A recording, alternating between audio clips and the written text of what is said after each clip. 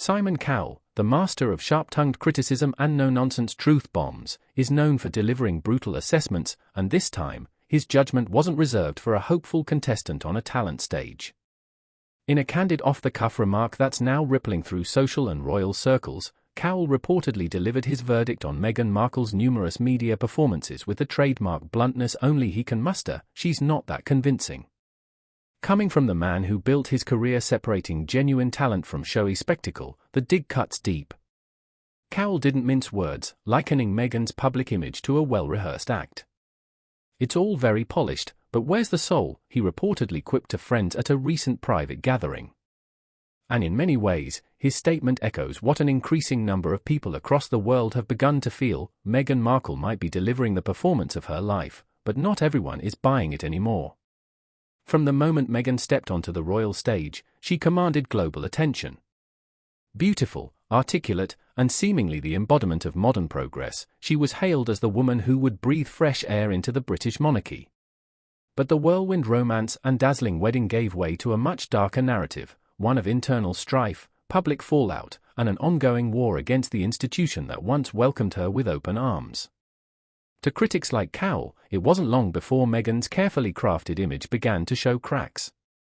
Whether it was her emotional monologue during the Oprah Winfrey interview or her tearful revelations in the Netflix docuseries, more and more observers have begun to question the authenticity behind the tears.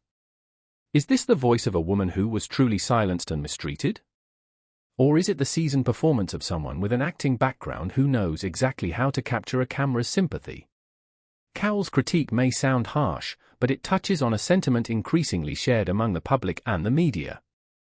Meghan, once seen as a trailblazer, is now viewed by many as a calculated strategist. From the timing of interviews to the fashion choices during public appearances, everything seems meticulously planned, perhaps too much so. There's a sense that every look, every phrase, every pregnant pause is less about truth and more about narrative control. Her critics argue that Meghan hasn't truly broken free from the world of performance, she's simply found a new stage.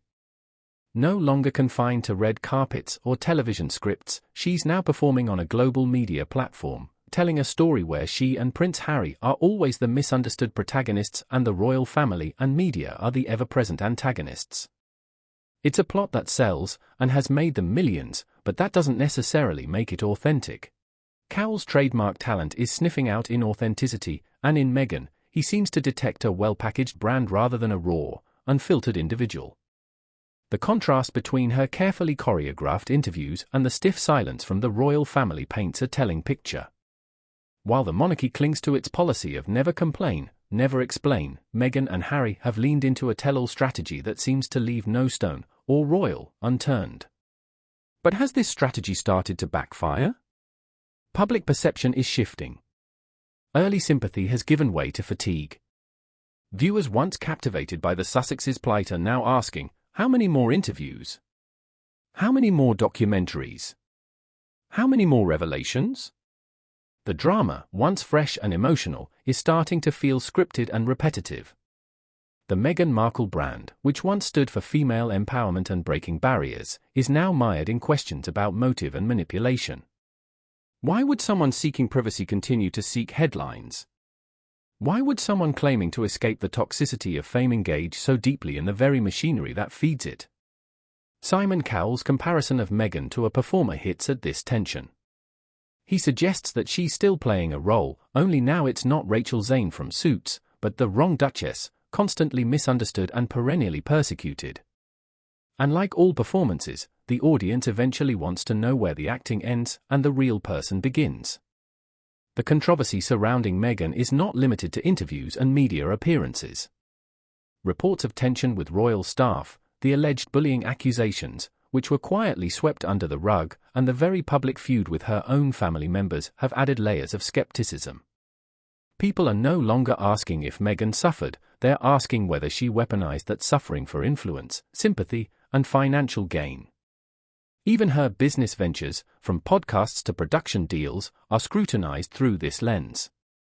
Cowell's unflinching observation that the performances lack conviction suggests that what's missing isn't the polish or the platform, but the genuine vulnerability that can't be rehearsed. Meghan's speeches often check every social justice box, but rarely do they reveal much about her beyond the standard talking points.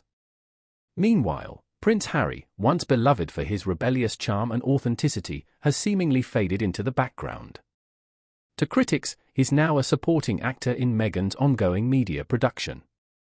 His memoir Spare was explosive, yes, but also deeply confessional to a point that made many uncomfortable. It was as if nothing was sacred, not even the memory of his mother, Princess Diana, or the dignity of his brother William. To those like Cowell, the emotional disclosures now feel more like carefully planned scenes than spontaneous expressions of hurt.